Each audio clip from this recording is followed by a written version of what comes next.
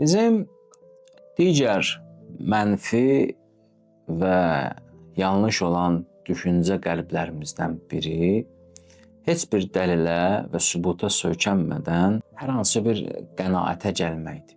Buna bəzən zehin oxumaq da deyilir psixoloji ədəbiyyatlarda, bəzən də falçılıq deyə adlandırırlar.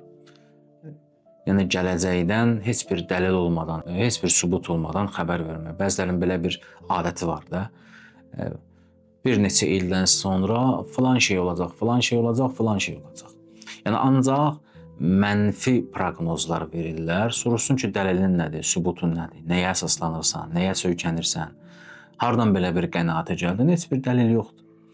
Və ya filan şəxs mənə baxıb gülümsədi, çünki mənə ələ salmaq istəyirdi. Bəzən bir-birimiz haqqında belə bir düşüncələrə düşürük. Və filan kəsin mənə ələ salmaq istəyir düşüncəsi də bizdə həmin şəxsə qarşı aqressiya və ya qəzəb yaradır. Yəni buna bəzən el arasında öz-özündən xoflanmaq da deyilir də. İnsan bəlkə də həmin şəxs ümumiyyətlə səni görmür və ya sənin haqqında düşünmür.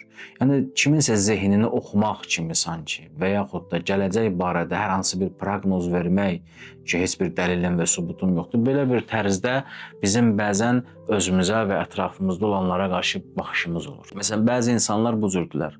Hər hansı bir problemlə qarşılaşdıqları zaman onsuz da heç nə yaxşı olmayacaq deyə bir fikir söyləyirlər. Bəzən bunu açıq-aşkar deyirik, bəzən deməsək də zehnimizdə bu fikir yaranır və bu avtomatik bizim məyusluğumuza, ümidsizliyimizə, çöküntü halında olmağımıza səbəb olur.